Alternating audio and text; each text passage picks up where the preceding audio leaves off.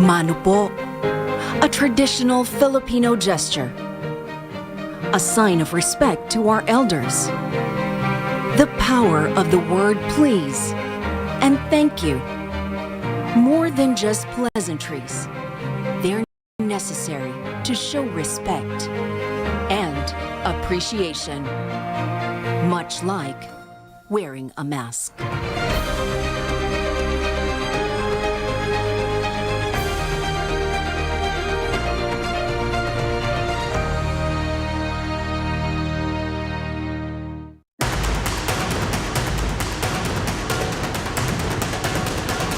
Bawal muna ang pakikipag-usap sa loob ng mga tren ng MRT.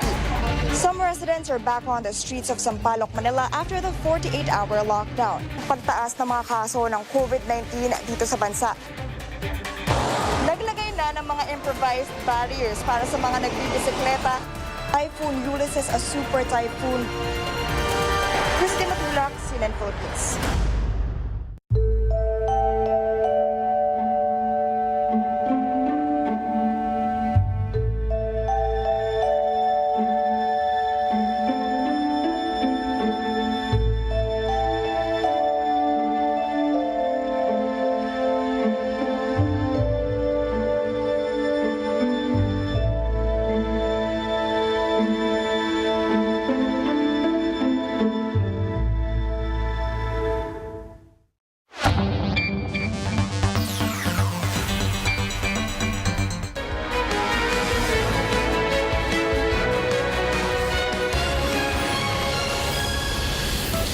This is News Night, where we go above and beyond the headlines. I'm Pia Ontiveros. Tonight on the program, anxiety, excitement, plus some traffic woes as millions of students return to schools on day one of the new academic year.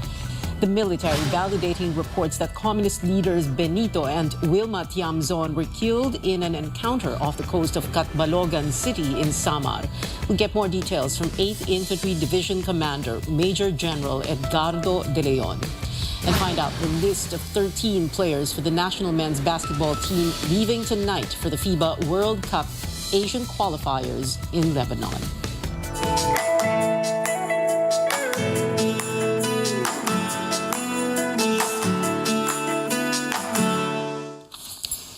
After more than 2 years of remote learning, millions of students return to schools today for the new academic year. The Education Department says over 28 million students are enrolled for the school year.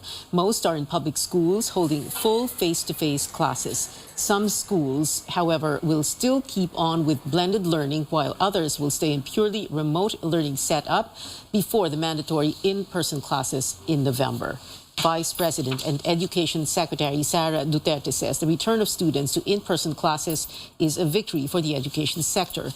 Duterte visited the Dinalupihan Elementary School in Bataan with nearly 2,000 students. The Vice President led the National School Opening Day program, inspected the classrooms, and interacted with some students.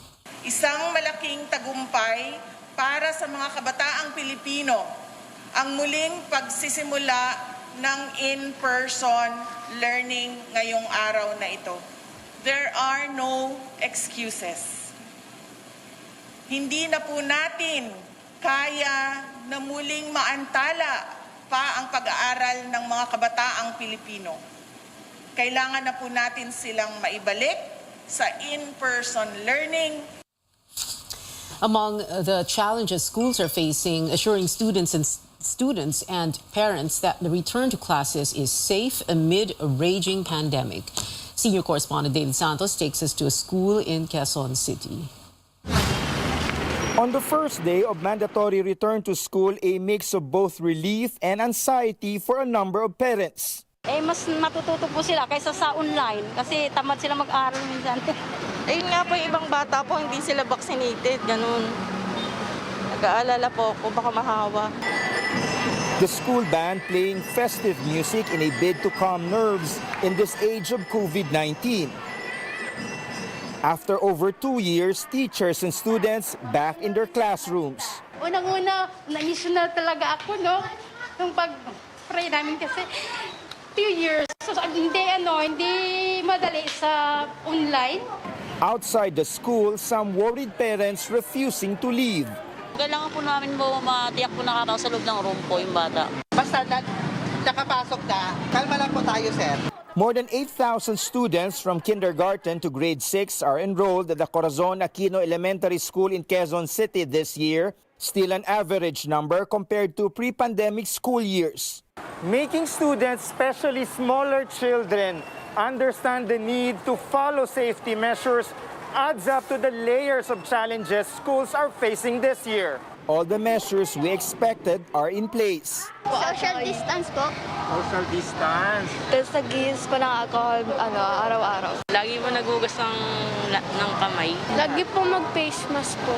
Windows without curtains for better ventilation. Physical distancing for chairs and desks. And recess no longer in canteens. Students are encouraged to bring their own baon or have food served to them by volunteers. Hindi ba kayo natatakot sa COVID? Natatakot rin po. Magpapabakuna na rin po. Natatakot naman po. Mas okay naman po ngayong face-to-face. Saka po, namimiss ko din po yung mga kaibigan ko na lumipat na. But since infection rates have not spiked considerably, school authorities are hoping it will stay this way. So ang magagawa lang namin is to monitor kung ano bang kondisyon ng bata nang pumasok siya. In the meantime, the hybrid setup stays with full in-person classes set to begin by November. 4 days face-to-face, 1 day online on a Friday, and we will gradually transition after a month to a 5-day in-person classes na para lang maka-adjust sila. A new normal as the new school year begins. David Santos, CNN Philippines. One of the largest secondary schools in the country, located in Pasig City, also opened to students and teachers today, even if some areas of the school are still being used as quarantine facilities. The story from Chrissy Di Matulak. Richard Santos has a daunting task ahead of him. He is the newly appointed principal of one of the largest schools in the country. Rizal High School has an estimated 12,300 enrollees from junior to senior high students this school year. For the first few months, the school will be employing blended face-to-face learning. Ang base po namin for this school year ay binubuo po ng dalawang set. Set A at Set B. Yung Set A, so for this week sila yung magre-report, and then yung Set B, next week naman sila magre-report sa school. Students and teachers alike were in high spirits for their first face-to-face flag ceremony. According to those we spoke to, being among peers in school makes learning more focused and personal. Mas madali po kasi pag face-to-face, natututo silang mag-aral. Makakasama ko na po yung mga kaklase ko at saka yung mga teacher po makakapagturo na po sa amin ng mas maayos. Dito ay makakausap mo ng maayos ang mga bata, mas direkta mo silang matuturuan, kitang-kita mo kung sino ang nangangailangan ng atensyon sa hindi. Magagamit mo yung mga estilo mo o style mo sa pagtuturo sa mga bata. At the moment, some buildings at Rizal High, namely the RCE building and the gymnasium, serve as quarantine facilities. School personnel assured that the perimeter is well guarded and they will make sure that no student will loiter in the area. According to the Department of Education, facilities will be cleared out by October to make way for the full implementation of face-to-face learning in November. School officials say they are eyeing to use around 300 classrooms by November to accommodate the whole student population and to make sure no one is left behind. Chrissy Di Matulak, CNN Philippines. Education spokesperson Michael Poa says the school opening today was smooth and no major incidents reported. Poa says most of the issues and queries at their command center received were related to school enrollment policies. Now, despite some bumps in the road, transport authorities say it was still generally orderly as the number of public transport vehicles available in the first day of classes was enough to meet the demand. George Quiles tells us officials also said the traffic situation was not as bad as anticipated.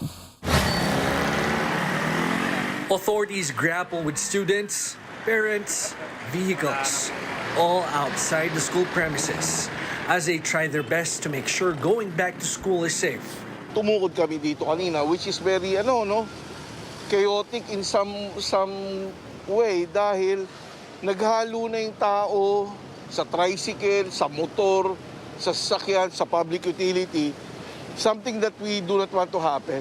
While different agencies have pitched in personnel to help maintain order, the MMDA says better coordination is needed. One thing that's important is to synchronize all our efforts para hindi masayang yung dami ng enforcers. Transport regulators warn drivers against failing to follow road safety rules, like this bus with wipers and signal lights that don't work. Inspect po natin yung roadworthiness, mga dokumento, yung bang mga driver ay may mga lisensya na angkop dun sa pinag-drive nila. While traffic congestion cannot be avoided in some portions of Commonwealth Avenue in Quezon City and areas near schools, overall, traffic volume was lighter than expected. LTFRB says there are enough public utility vehicles to serve passengers. From Fairview naman po, kaya galing po doon yung mga FX po, kaya hindi po mahirap sumakay. Based din ho sa feedback natin from our operators, kahit ho yung mga kabubukas po ng mga rota, nasa daan ho sila at sufficient po ang ating public transportation po for our students. Bante na po. Transport Group Manibela acknowledges the move to reopen previous routes. It adds there could have been more PUVs on the road had the decision to reopen old routes been announced earlier. The group says some of its members failed to register their vehicles for the past 2 years because of the pandemic. Ipakiusap na po natin yan na sana ma-waive yung mga penalties para mapabilis na po yung pagpaparehistro namin kasi hindi naman po biro yung penalty na babayaran po namin. CNN Philippines has sought regulators for comment, but the LTFRB has yet to respond. George Cahiles, CNN Philippines. Because of Tropical Storm Florita, classes are suspended tomorrow in schools in the province of Aurora, except in Dingalan Municipality. This is for students in the preschool until senior high school level, both in public and private institutions. Signal number 2 up in the northern and central portions of Aurora as of 5 p.m. More stories up ahead as lawmakers dig deep into the aborted sugar importation. A congressional hearing reveals conflicts within a regulatory body. And the House of Representatives receives the first national budget proposal under the Marcos administration. Keep it here on Newsnight.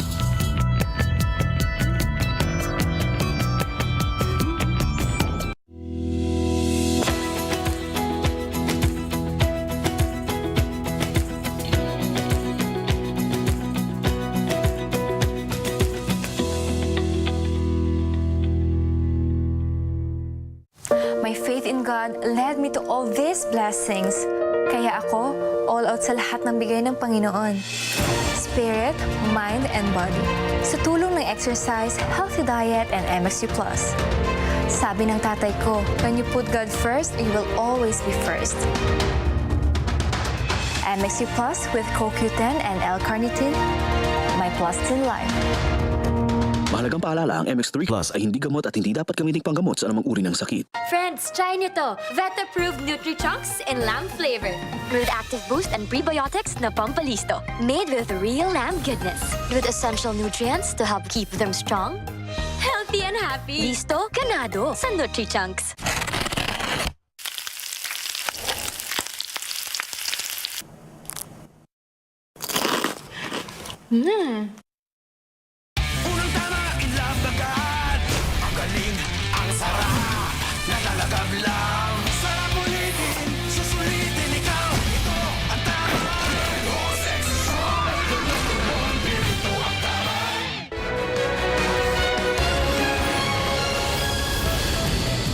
Welcome back to CNN Philippines. It was a sweet deal becoming sour as lawmakers questioned former sugar regulators over supply issues. More details about their supposedly illegal importation order surfaced. Let's bring in Lois Calderon for the details.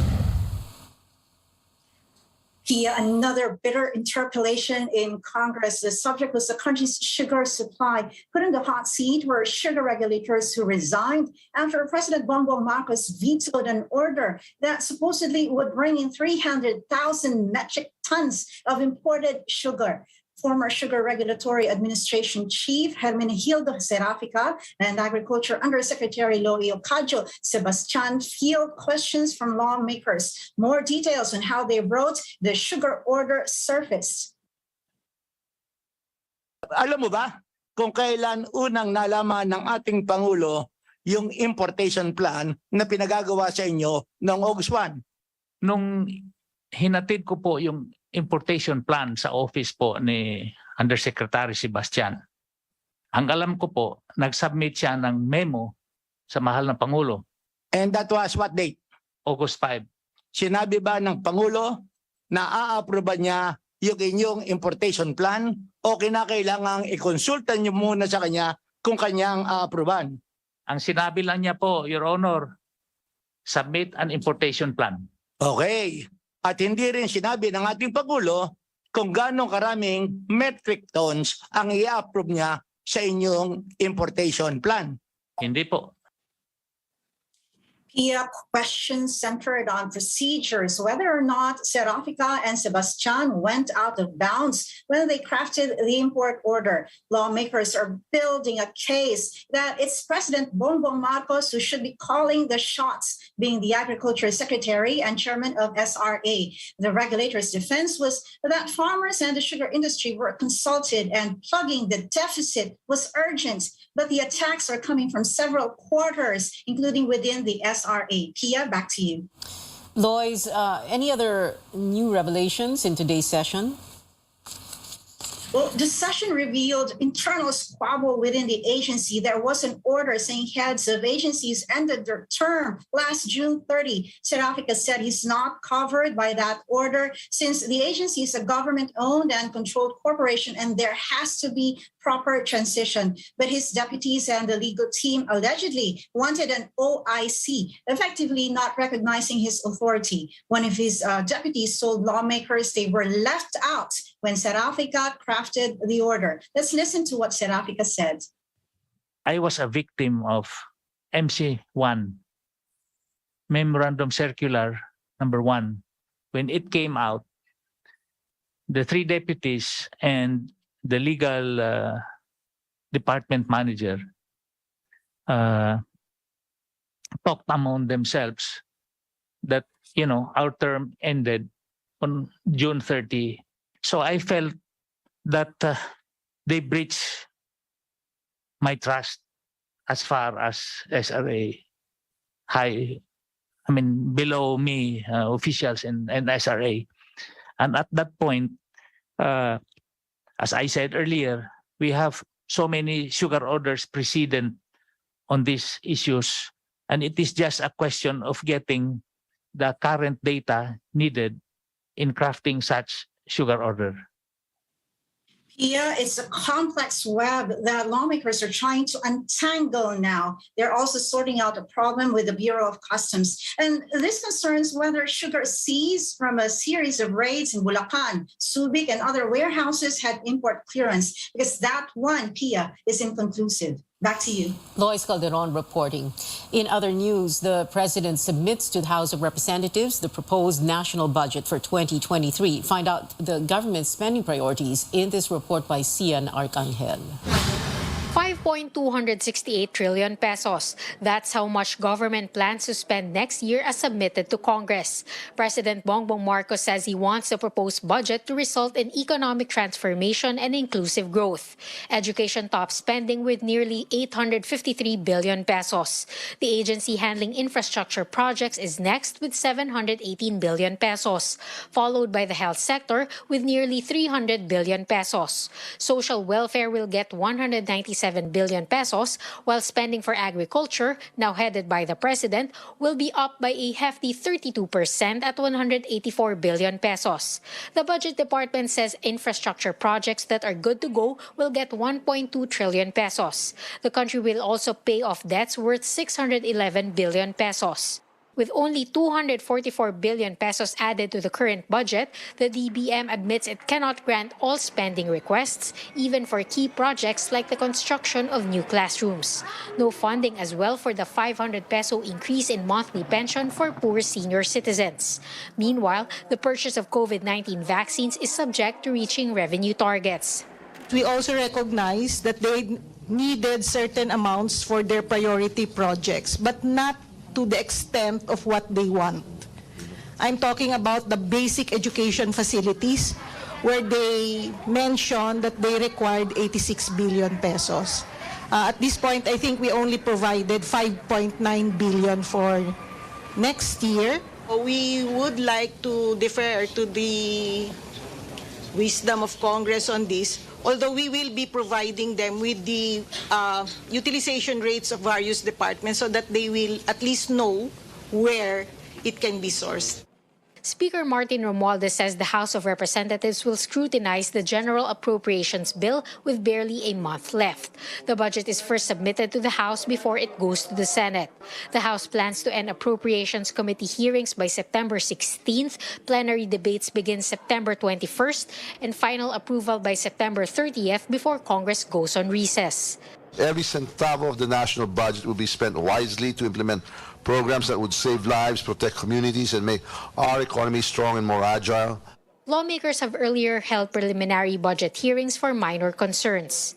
We are confident that many of the policy concerns raised by our members would have been resolved, so that we expect a swift and smooth plenary debates on September 21. Budget hearings will begin on Friday with a briefing from members of the administration's economic team. Cian Arcangel, CNN, Philippines. The proposed allocation is worth more than this year's budget of a little over 5 trillion pesos.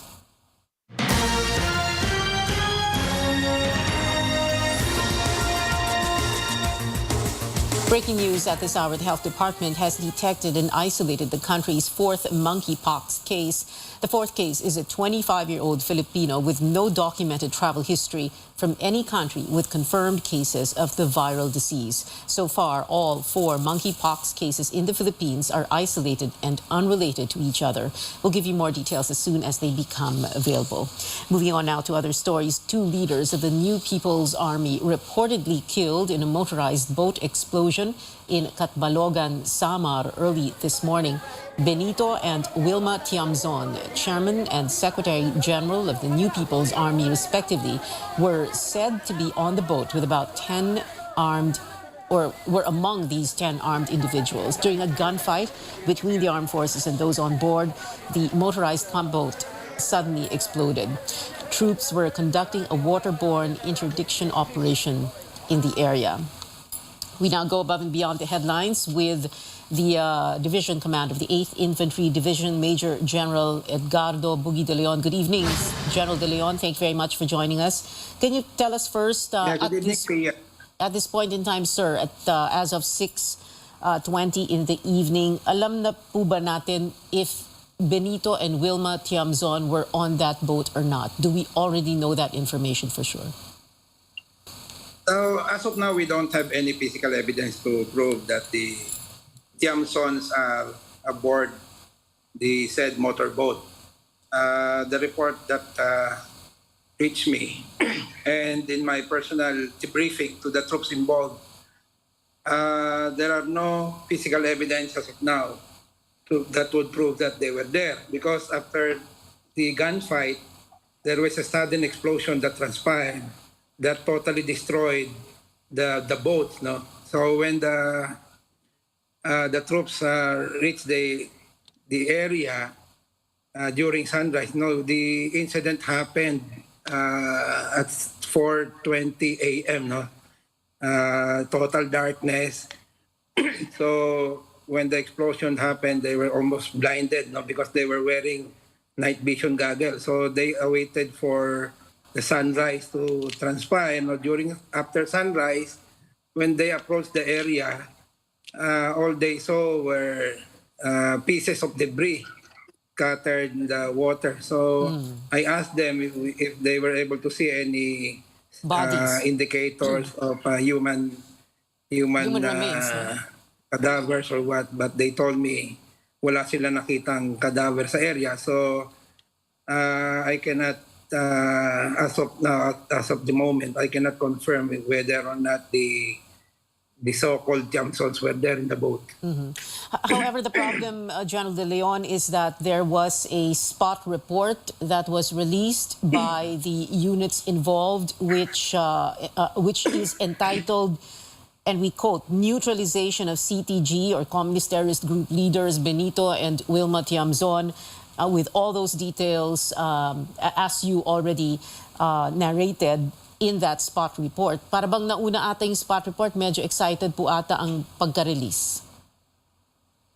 No, I released my spot report before noon time. No? So there was no mention of any personalities that were casualties in that operation, because I quoted directly the report from the operating troops. It's the Joint Special Operations Task Force, Trident, that we created purposely to help us. I'm the commander of Joint Task Force Storm, and we have been on an ongoing massive operation since February this year, particularly focusing our operations in Northern Samar, purposely to constrict the NPA terrorists toward the uninhabited hinterlands in the tri-boundaries of Northern Samar, Western Samar, and Eastern Samar.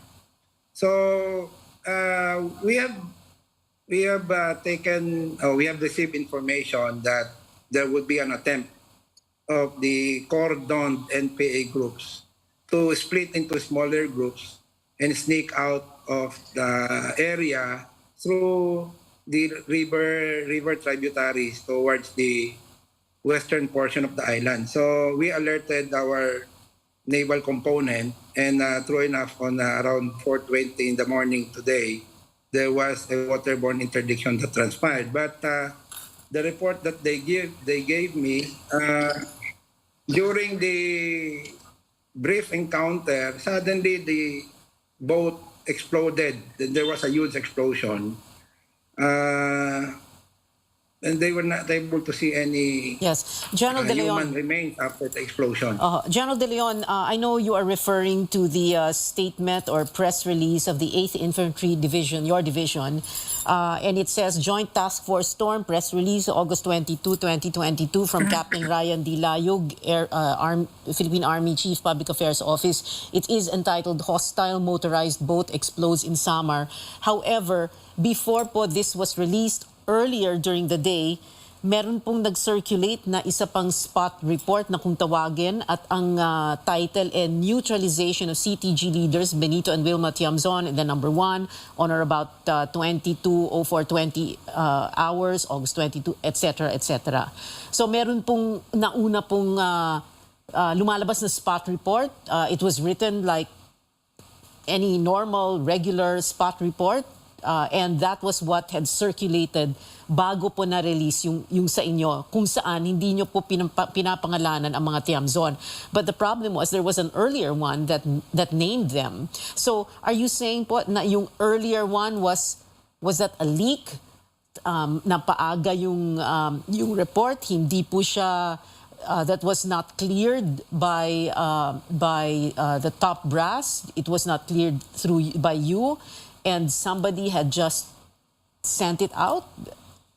I mean, kaya po lumabas yung pangalan ng mga Tiamzon. I don't know. I cannot speculate on that because the official report emanated from me.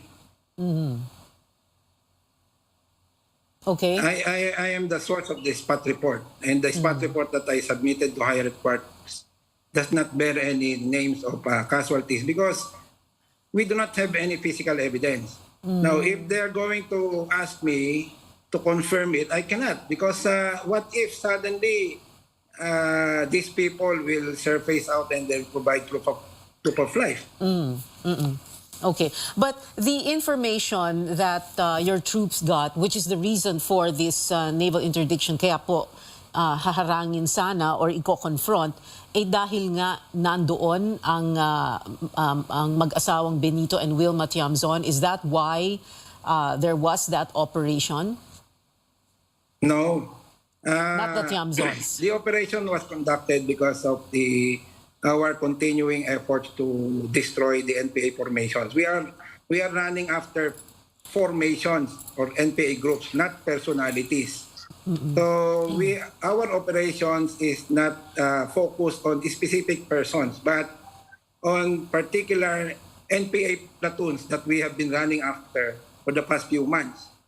So when I directed the naval component to conduct maritime or waterborne missions, it was intended to interdict an armed group without particular personalities. That's why I'm wondering why suddenly the names of these personalities crop up. Yes, we are also wondering why, General De Leon. We're wondering why because yun ang unang umikot na We are balita. tracing saan nanggaling yung information na yan. Oo. Alright, anyway, ubus na po yung oras natin. Pero maraming salamat po sa Thank you. inyo, Major General Buggie De Leon, 8th Infantry Division Commander. Thank you, sir, for joining us this evening. Coming up, Gilas gears up for the FIBA World Cup qualifiers with arguably its most talented team yet. You're watching Newsnight on CNN Philippines.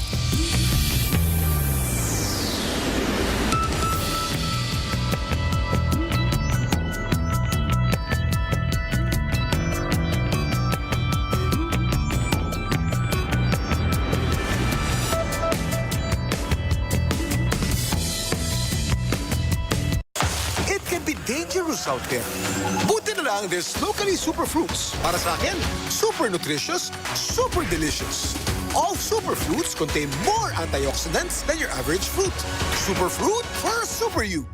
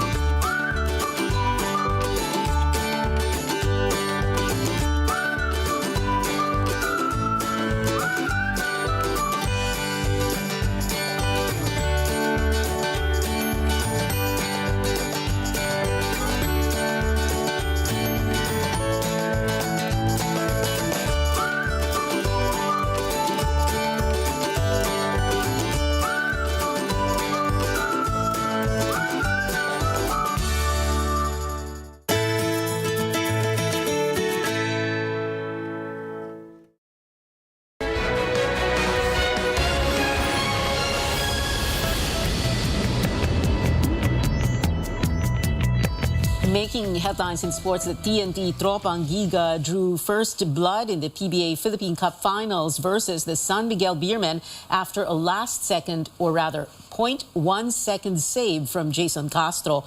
Castro nailed a jumper without much time left for an 86-84 finish at the Araneta Coliseum in Quezon City. The action continues on Wednesday with Game 2 scheduled at 5:45 p.m. And as expected, NBA star Jordan Clarkson and big man Kai Soto bannering the 13-man Gilas Pilipinas roster as the national team faces Lebanon on August 26, Philippine time, for the FIBA World Cup Asian qualifiers. Japan B-League imports like Dwight Ramos and Kiefer and 30 Ravenna are also suiting up for Gilas. One name will be cut a day before the match for the official 12-man lineup.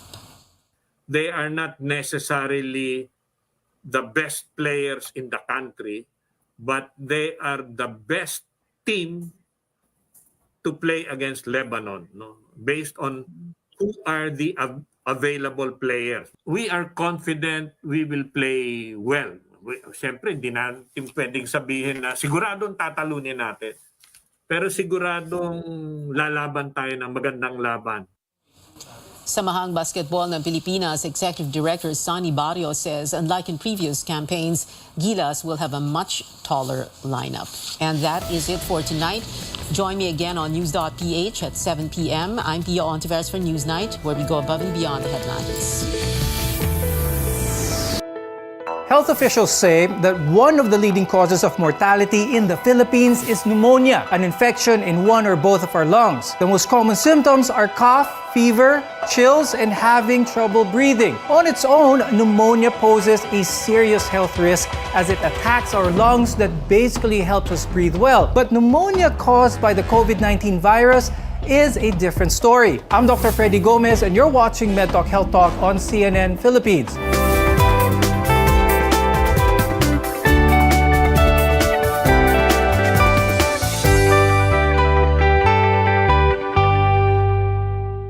Who are at higher risk of pneumonia? Well, these are the really young and the really old. To help us with today's discussion, joining us are Dr. Ivan Villaspin, who is a pulmonologist and the immediate past president of the Philippine College of Chest Physicians. Also with us is Dr. Jade Javier, who's an infectious disease specialist from the Batangas Medical Center. I'll start the discussion kay Dr. Ivan muna. Please walk us through some of the common symptoms kapag ang isang tao ay meron ng pneumonia. Symptoms may vary, but the most common are cough, which may be dry or productive with greenish, yellow, or even blood-stained mucus, chills, shortness of breath, vomiting, diarrhea, headache, runny nose, loss of appetite, etc. Now, depending on the causative organism. Are there any ways in your practice that pneumonia can be differentiated from the simple case of flu or the common cold? So colds, the symptoms may take time to develop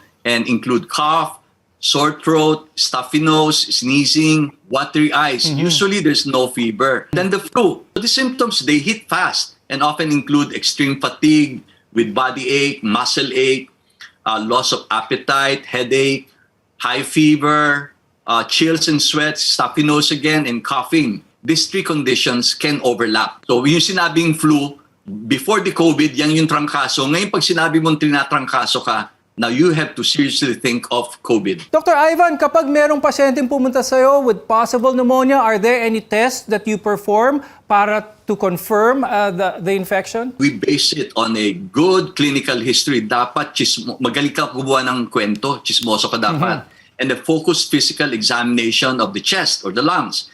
Now, we ask about the patient's the recent symptoms, the environmental exposure, the past health problems, smoking history, especially, and comorbidities such as diabetes, hypertension, asthma, kidney disease. After which, we request for diagnostic workup such as the chest x-ray, where we look for certain x-ray patterns which can point to a possible bacteria or virus as a cause of pneumonia. Now, the more common causes among Filipinos are viral and bacterial. I'll go now kay Dr. Jade. Let's explain to the viewers, ano ba yung difference ng viral and bacterial kung pneumonia din pala ang mangyayari din dito? If we base it on the symptoms themselves, bacterial and viral pneumonias really have overlapping symptoms and even signs.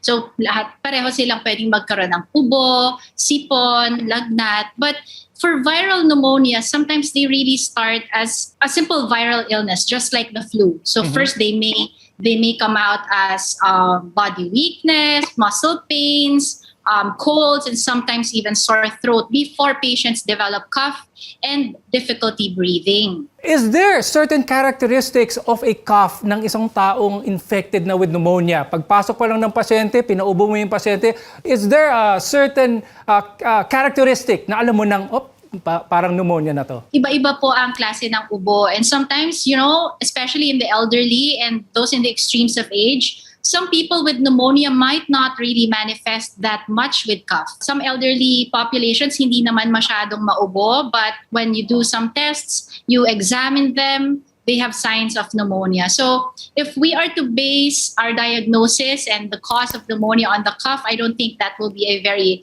very accurate measure. Iba-iba po talaga. Let's start first with the viral pneumonia, which as the name implies is caused by a virus. Now, the common cause is the flu or ang trangkaso, but you can also get it from common colds and other viruses as well. Dr. Jade, apart from it being caused by a virus, what other cues indicate that this type of pneumonia is viral and not bacterial in nature? A lot of things overlap between bacterial and viral pneumonia. But let's take COVID, for example. Right. It's one of the most common viral pneumonias that we have right now, even more common than influenza. Well, some clues will be sa imaging studies. So there are major differences in imaging studies, or when you see imaging for the lay, x-rays or perhaps CT scan. So there are differences, but are not absolute differences between bacterial and viral etiologies. And we can also refer to some of our tests. Like for example, if we request for a CBC, that's a basic laboratory test, it's a blood test. If we have bacterial pneumonia, we expect an increase in the WBC count. But if it is a viral type of pneumonia, we expect a low or probably a normal WBC count.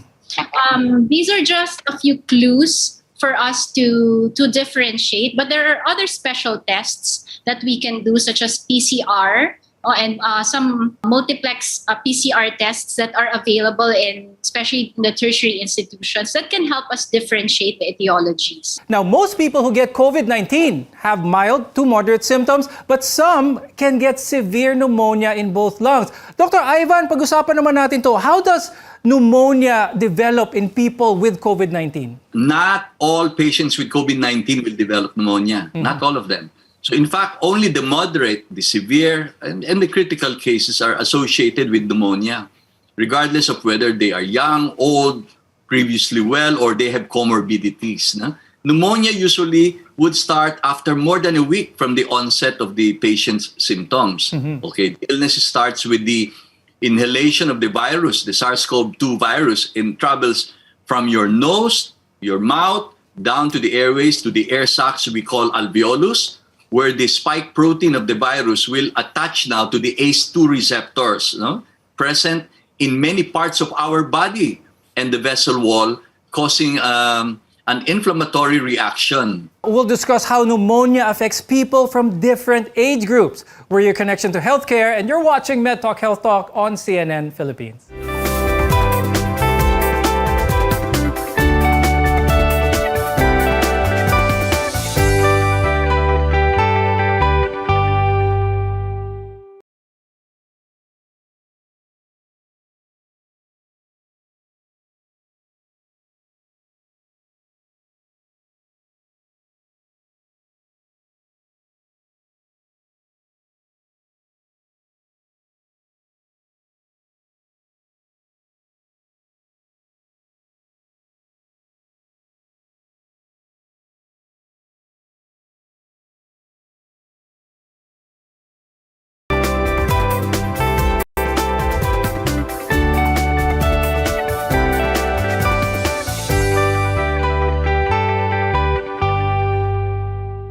Up next, we'll talk about how pneumonia affects different age groups and how to treat and prevent it. I'm Dr. Freddy Gomez, and you're watching MedTalk Health Talk on CNN Philippines. We're together in health. Now, before we go into that, I'd like to ask Dr. Ivan, when it comes to pneumonia ng COVID-19, are the symptoms similar? Whether it's dry or productive, cough, fever, and labored breathing or difficult breathing. When you're given that triad and then you listen to their chest and you listen to crackles, that's pneumonia. Then we call that community-acquired pneumonia. Now, let's talk about COVID. Now, during this time, given that same triad, the burden is on you now to rule out COVID pneumonia. Patients will complain of loss of smell and loss of taste. Now, when you hear that, those two symptoms, we call it now a COVID probable. So while the chest X-ray may seem normal, the chest CT scan will reveal the distinct, what we call the ground glass abnormalities. That's only noted on the chest CT scan very clearly. Because they say that this pneumonia is more common in the really young and the really old. Dr. Jade, why is it the case? What is it about the really young that makes them more predisposed with pneumonia? So for pneumonia in children, a few factors that come into mind will be, of course, number one, the maturity of their immune system. Mas marami silang mas hindi pa sila exposed sa mga most common types of bacteria or viruses that us adults have already been exposed to, and therefore we are already immune to those types of bugs. One of the best ways to prevent a disease is taking a vaccine that is available for that. And there is a vaccine available for preventing pneumonia. Now, Dr. Ivan, is taking the vaccine for pneumonia a good preventive measure given to the old? Definitely. How about for the young? You need to get a flu shot every year to prevent seasonal influenza. The flu is a common cause of pneumonia. So preventing the flu is a good way to prevent pneumonia. Okay? So for protection against certain bacteria that can cause pneumonia, we follow the CDC, the Center for Disease Control, USA, which recommends two pneumonia vaccines. The pneumococcal polysaccharide vaccine okay, or the PPSB 23, is recommended for adults 65 years and older and anyone 2 years and older with an underlying condition that may increase their risk for pneumococcal disease. The pneumococcal conjugate vaccine, which is the PCB13, is recommended for adults 19 to 64 with immune-compromising conditions such as chronic disease of the heart, the lungs, the liver, the kidney. Now, Dr. Ivan, punta naman tayo sa treatment. How is pneumonia treated in adults, especially those, katulad na minention ni Dr. Jade, adults with comorbidities, and how can this be prevented? Usually, pneumonia can be treated at home, but in serious cases, it may require a hospital stay. Now, these management principles I just mentioned are intended for the regular pneumonia that we're talking about, but not necessarily for COVID pneumonia. Okay. Apparently, there's a wide variability in the prescribing behavior of the doctors or even the specialists, notwithstanding the availability of local and international guidelines. For example, our Living COVID-19 Philippine guidelines, of which I'm a member, we recommend against the use of azithromycin, very popular now, among patients with COVID-19 infection. We have a moderate quality of evidence and a strong recommendation for that antibiotic. Yet, we observe a large-scale abuse and misuse of this antibiotic. That is the driving force behind the concept of antibiotic stewardship. I'm not saying that we should not give antibiotics to patients with COVID pneumonia.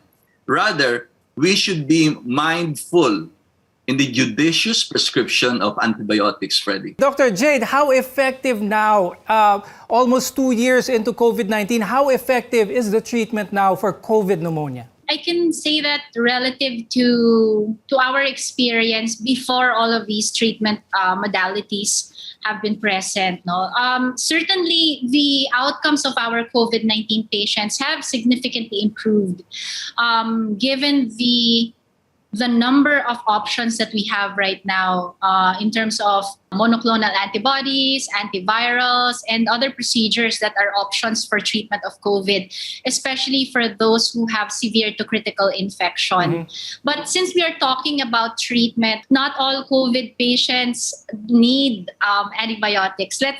Let's remember that COVID is caused by SARS-CoV-2, which is a viral, it's a viral infection, and antibiotics do not have a strong role unless there is strong suspicion by the doctor that there is a co-infection, aside from the viral infection. So it shouldn't be a knee-jerk response na, may COVID, bigyan natin ng antibiotics. They don't have a role on the treatment, general treatment of COVID-19. Okay. Now, when we return, we'll talk about how pneumonia affects the elderly. We'll also discuss some of the prevention and treatment methods available. Your health is our mission, and this is MedTalk Health Talk on CNN Philippines.